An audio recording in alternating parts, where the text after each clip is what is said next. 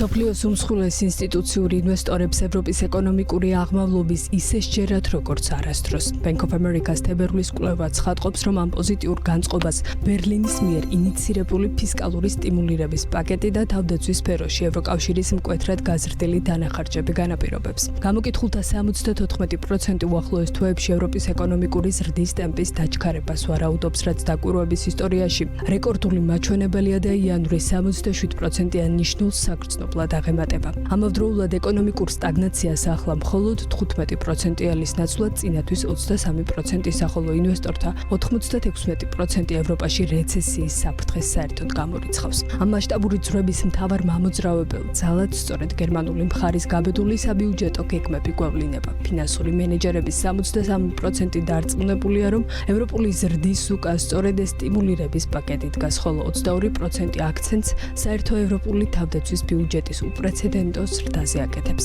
გამოკითხულთა 59%-ის აზრით ეს ფაქტორები ევროპას გლობალური შენელებისა და ამერიკული პოლიტიკისგან გათავისუფლების საშუალებას მისცემს.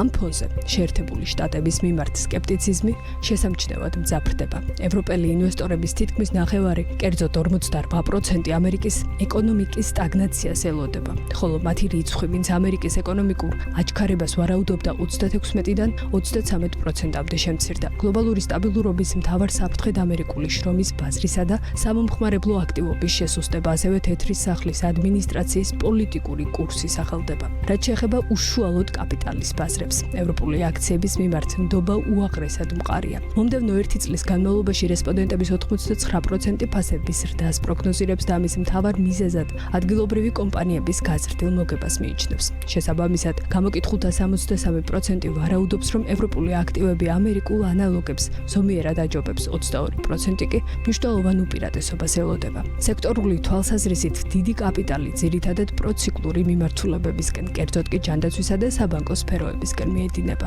მართალია, ავტოინდუსტრია პორტფელებში ჯერჯერობით მცირე მოცულობით არის წარმოდგენილი, თუმცა ენერგეტიკასთან ერთად ის ყველაზე დაუფასებელ მიმართულებად რჩება, მაშინ როცა ტექნოლოგიური და სადაზღვევო სფეროები უკვე საკმაოდ გადაფასებულად მიიჩნევა. აღსანიშნავია ისიც, რომ რესპონდენტთა 30% მომავალ წელს საუკეთესო შედეგებს სწორედ მძიმე მრეწველობისგან მოელის. ევროპის მასშტაბით საინვესტიციო მიმზიდველობით კვლავ გერმანული ბაზარი ლიდერობს, საფრანგეთი კი ყველაზე ნაკლები ნდობით სარგებლობს.